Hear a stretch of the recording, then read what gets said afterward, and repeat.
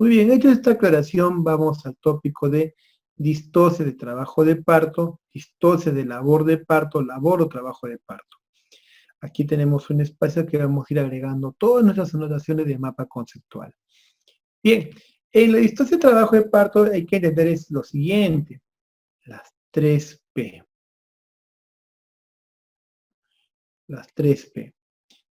P de potencia, acuérdate. P de potencia. Todo lo que tiene que ver con anormalidad de las fuerzas expulsivas, básicamente es la contracción uterina. P de potencia. P de producto. P de producto. Es la anormalidad que presenta el producto o pasajero. P de pelvis. Es con respecto a la normalidad del canal de parto. Bien, acá podemos encontrar lo siguiente, estos fenómenos que pueden ser preocupantes y que llevan a las distocias. En lo que respecta a las fuerzas expulsivas, podemos encontrar lo que es la dinámica uterina o contracción uterina, todo lo que puede llevar a un aumento de la frecuencia, o hay muchas contracciones, demasiadas contracciones en poco tiempo, o un aumento de la intensidad de las contracciones. Puede ser contracciones tan intensas que puede llevar hasta rotura uterina. Así no funciona. O puede ser contracciones que han disminuido, disminuye la frecuencia, a eso se llama bradisistolia, o disminuye su intensidad, o eso puede llevar a hipocontractibilidad. Entonces las anormalidades de las fuerzas expulsivas tienen que ver con un aumento, tanto en su frecuencia o en su intensidad, o una disminución también a su frecuencia e intensidad. ¿Sí? Las anormalidades del producto tienen que ver con diversas afectaciones, sobre todo de índole anatómicas, ¿no? Que pueden ser un feto macrosómico, un feto que tenga desproporción en sus diámetros para la pelvis, un feto que esté deflexionado, es decir, no ofrezca los diámetros adecuados para la salida, es de buen tamaño, tiene buenos diámetros por sí solo, pero está deflexionado, o un feto que tenga un asinclitismo, o una postura viciosa intraútero, esté atravesado, esté con presentación compuesta. Y lo otro es la parte de la pelvis, ¿no? En la cual la pelvis no es la más óptima para que se produzca el trabajo de parto, porque es estenótica, porque es cerrada. Bien, dicho esto, entonces vamos a poder acá enlistar nuestra tablita de lo que es la distocia.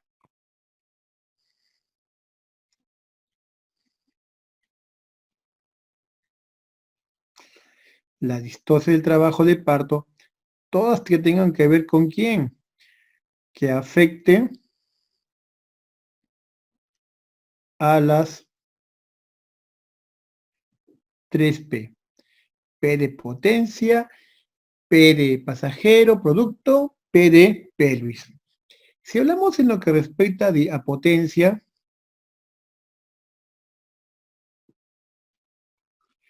potencia o pujo, con un nombre más adecuado sería hablar de dinámica uterina. Dinámica uterina. ¿Sí?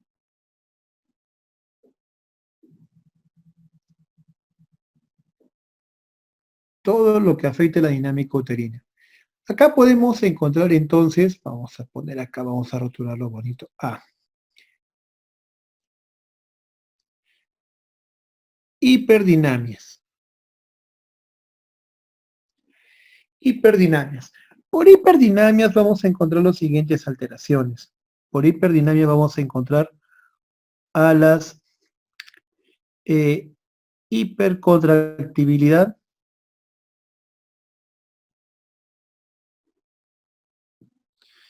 y vamos a encontrar a la taquisistolia.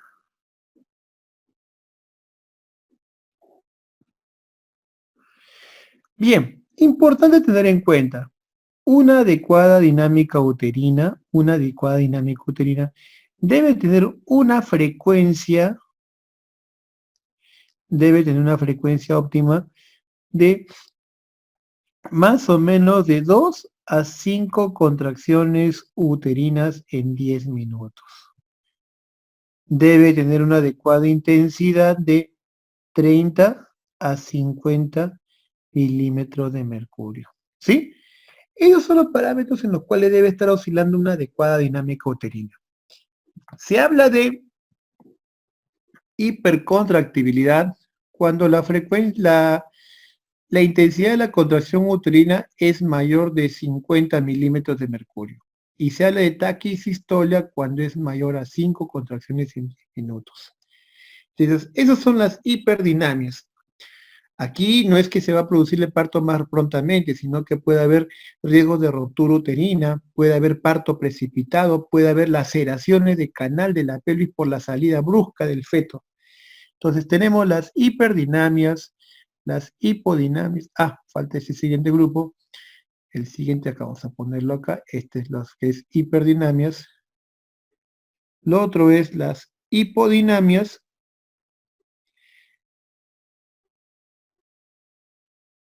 Por hipodinamias agrupa una serie de patologías también que tienen que ver en este caso con una contractibilidad menor. Eso se conoce como hipodinamia. Hipocontractibilidad, disculpen. Hipocontractibilidad.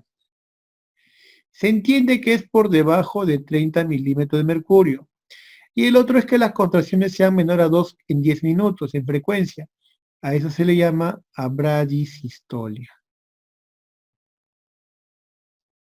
Eso es menos de 2 contracciones en 10 minutos. Ahora bien,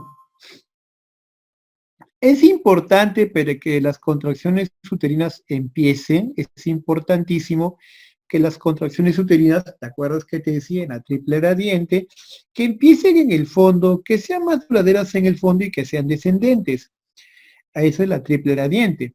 Bien, hay un tercer grupo de alteraciones en las contracciones que se llama disdinamias. En las disdinamias no ocurre este fenómeno de la contracción uterina. Puede haber focos ectópicos.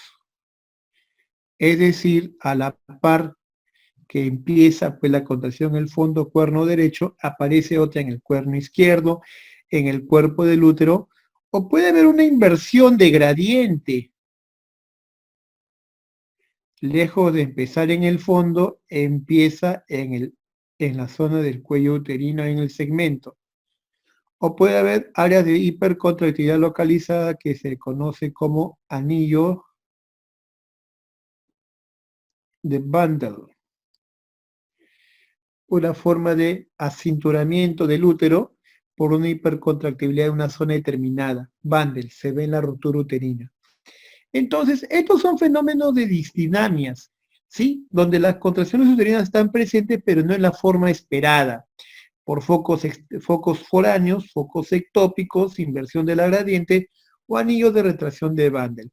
Todo eso entra en lo que es patologías que afectan a la potencia o pujo o a la dinámica uterina, ¿sí? Entonces, esto es bueno tenerlo en cuenta en alteraciones de la potencia o pujo. La etiología puede ser muy diversa. Vamos avanzando entonces.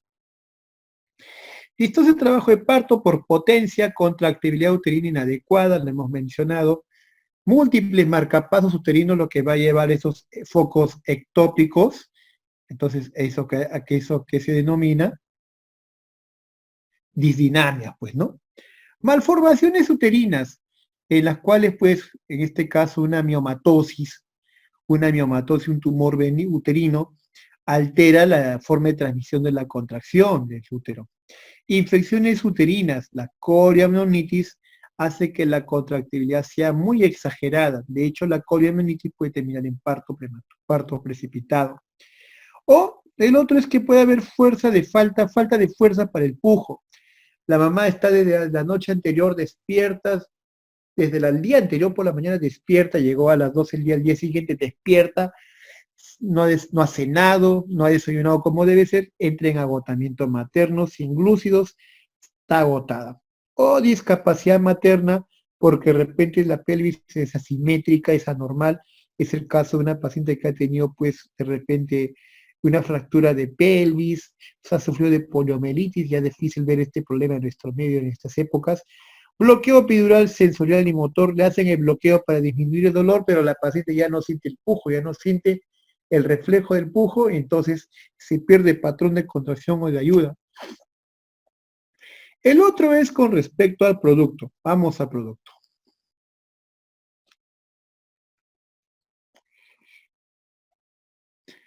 El siguiente P que se puede alterar es el producto o pasajero. Producto o pasajero. En producto pasajero puede ser por su tamaño. Puede ser un feto macrosómico. Se dice que es aquel que pesa más de 4 kilos. O puede ser un feto que esté en una situación o posición anómala.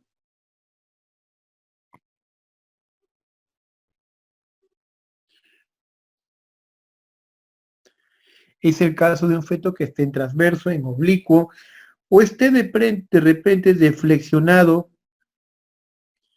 es decir, la cabecita no oferta como debe ser los diámetros. Les puse el ejemplo del diámetro fronto-occipital a un ejemplo suboccipito bregmático, o puede ser que esté en asinclitismo.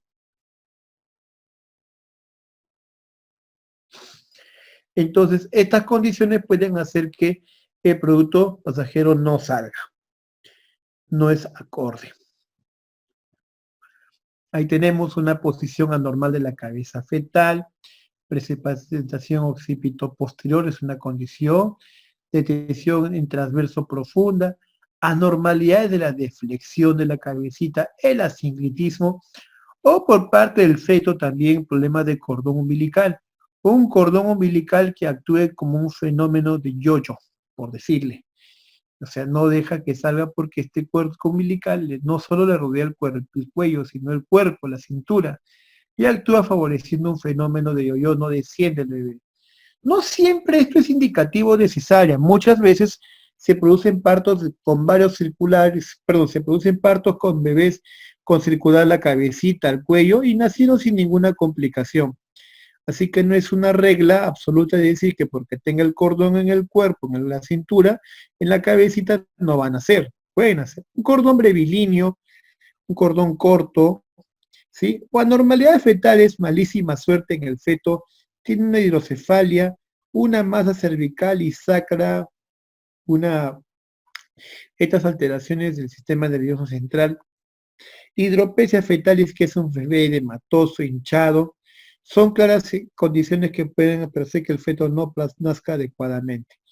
Y la otra P es la P de la pelvis, la tercera P, en la cual la pelvis puede ser desproporcionadamente pequeña para el tipo de bebé de repente de un peso adecuado, normal, pero la pelvis no es acorde, ¿sí?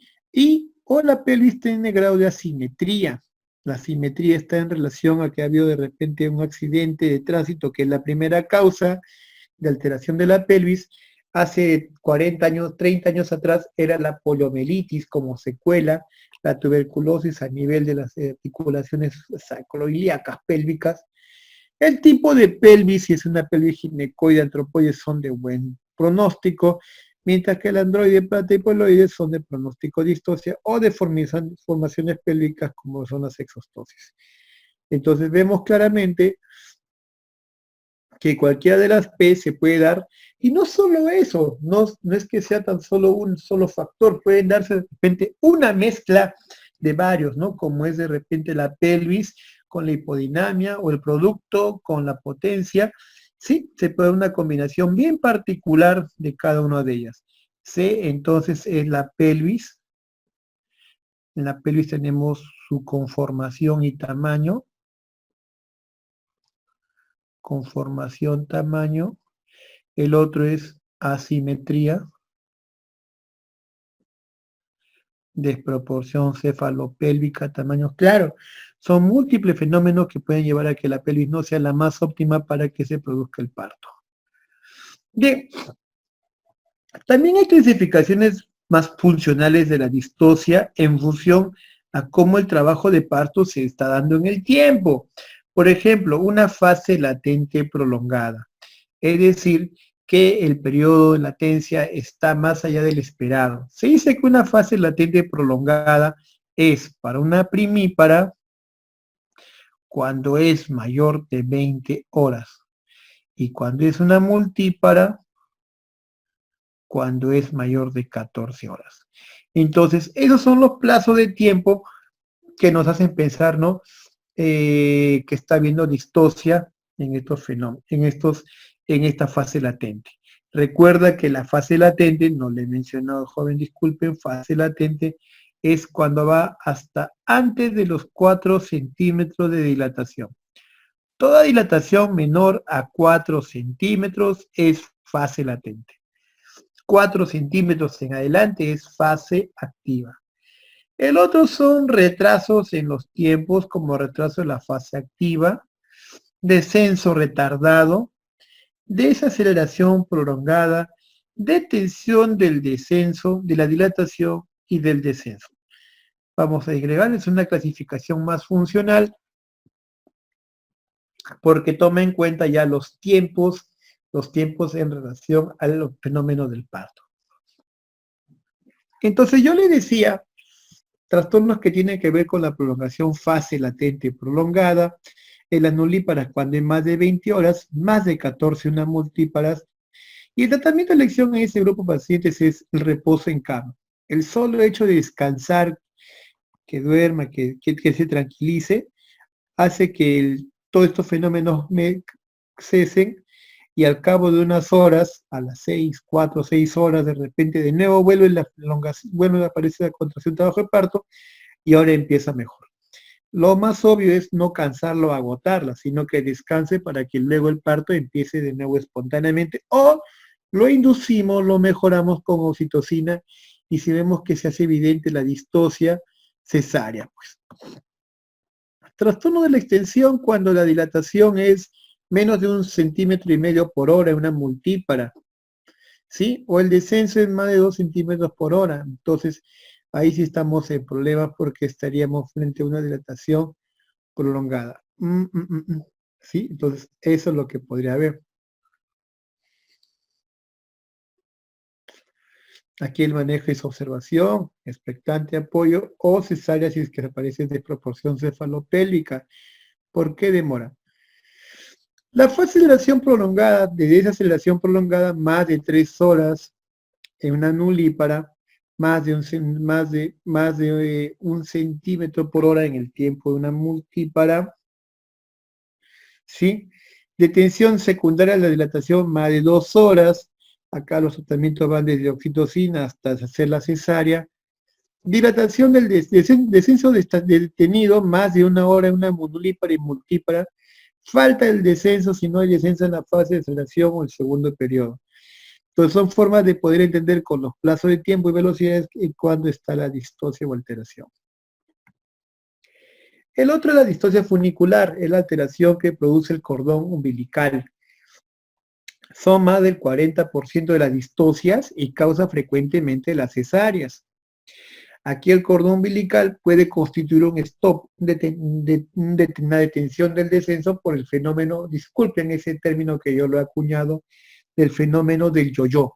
No deja que descienda, actúa como un yo-yo, no permitiendo el descenso y en algún momento ese yo-yo se comprime, puede producir insuficiencia de la circulación sanguínea. ¿Se puede detectar a través de la ecografía? Por supuesto que sí. Del tipo de ecografía, la más útil es la ecografía Doppler. ¿Sí? La ecografía Doppler que puede ver a través de la pulsatividad de las arterias dónde está el cordón umbilical. Además, en la monitorización fetal, buscando los DIF variables o tipo 3 que les hablaba, ¿no? Los DIF periódicos.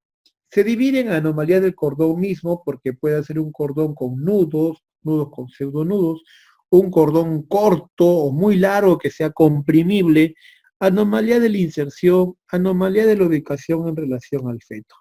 Ahí tenemos los nudos verdaderos, nudos menos del 1%, se ve estos nudos más que todo en embarazos múltiples monocigóticos. Falsos nudos también están ahí.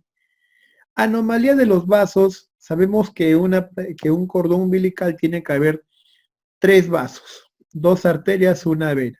Sin embargo, una de ellas pueden aumentar en su calibre o disminuir su calibre, o hay una alteración en el número o varices en la vena, y eso puede estar asociado a alteraciones en la perfusión del feto. Son problemas ya crónicos de larga data. También se puede romper el cordón durante el trabajo de parto. Puede haber una funiculitis, infección, funiculitis, adherencia sobria del cordón umbilical con alguna parte del cuerpo, tumores o hematomas en el cordón umbilical.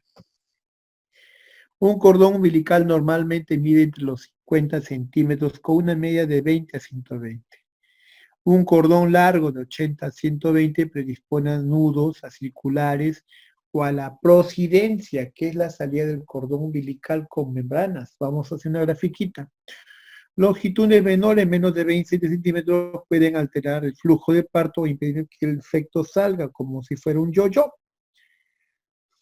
Anomalías en la inserción. Normalmente el cordón umbilical se inserta en el centro de la placenta.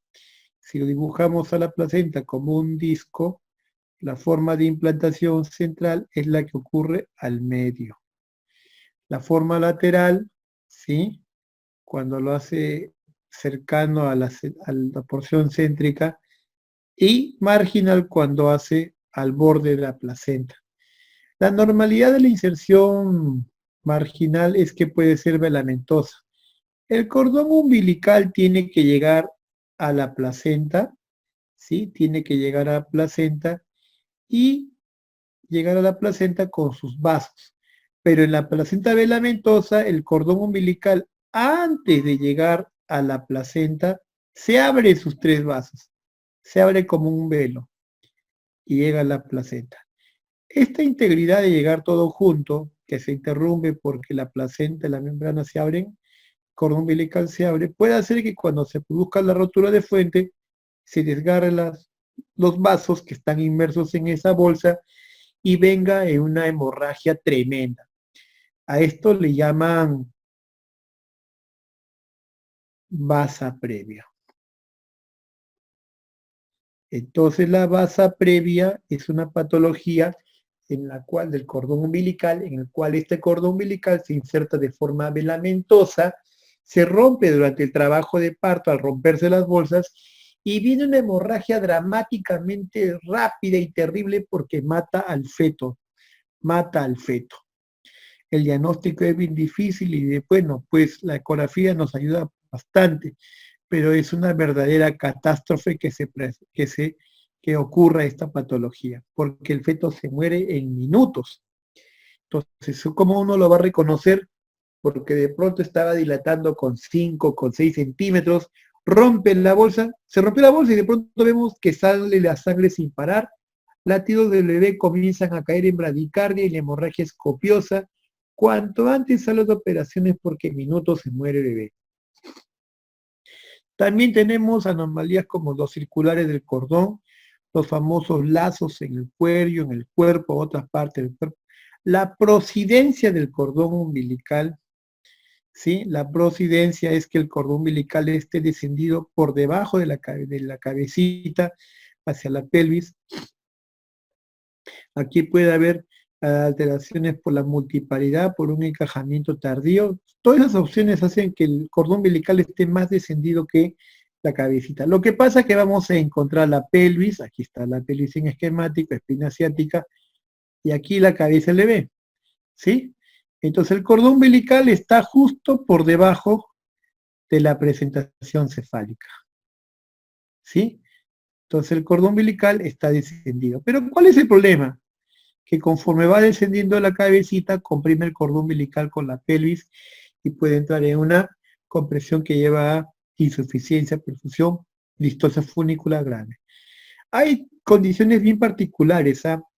Una condición cuando el cordón umbilical está descendido y está con las bolsas íntegras cubiertas, a eso se le llama procúbito, mientras que cuando se rompe la bolsa se le llama prolapso. Vamos a ver una gráfica. Prolapso del cordón umbilical, procúbito y la las laterocidencias o procidencias. Entonces, cuando hay una parte del bebé, su manito, hágase cuenta su manito, y acá está la cabeza del bebé, en la pelvis, este es mi grupo de pelvis, mi grafiquita de pelvis, esto se llama laterocidencia. Estos son los términos más adecuados. Laterocidencia es la parte o partes fetales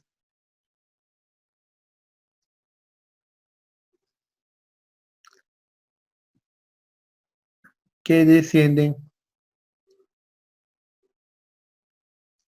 junto con la presentación.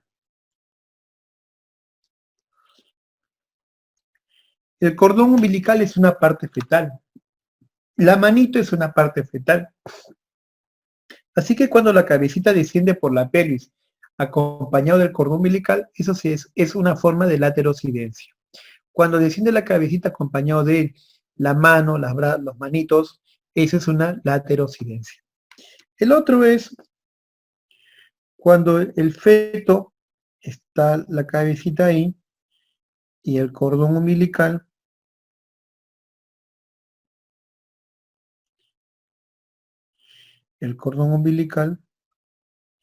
por debajo. Aquí está la pelvis, ¿sí? Pero felizmente las membranas amnióticas lo cubren. Esto es un claro ejemplo de un procúbito.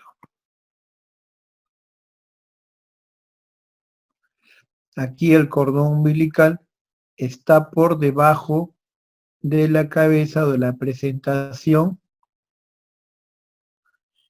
Está debajo de la presentación, el término más correcto, presentación fetal.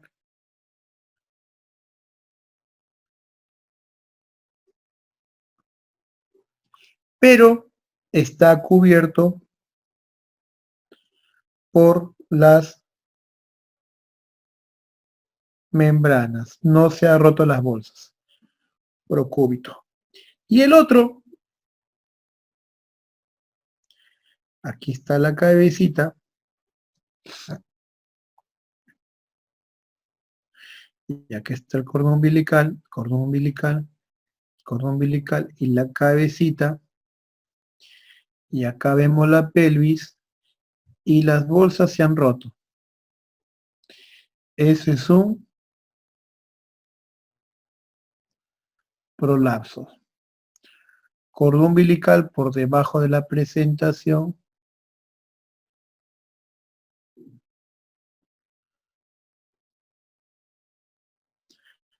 bolsas rotas. Esto es una emergencia porque el cordón umbilical está siendo comprimido con la pelvis. Esto también es una emergencia y tienen que terminar con cesárea y maniobras para disminuir la compresión de la cabecita con la pelvis del cordón umbilical. ¿Sí? Maniobras en las cuales se pone la mano en vagina, se empuja la presentación cefálica afuera para que no produzca el aguillotinamiento o compresión prolongada del cordón umbilical y ponen de muerte del feto. La compresión, el procúbito, prolapso son verdaderas emergencias obstétricas. Requiere cirugía cuanto antes. En lo posible descomprimir la cabecita y tratar de sacarla lo cuanto antes. Salvo que el parto sea inminente, se produzca con dilatación 10, esté abajo. Hay que sacarlo cuanto antes porque la compresión prolongada, duradera del cordón umbilical en esta zona en minutos sencillamente mata al bebé, lo asfixia.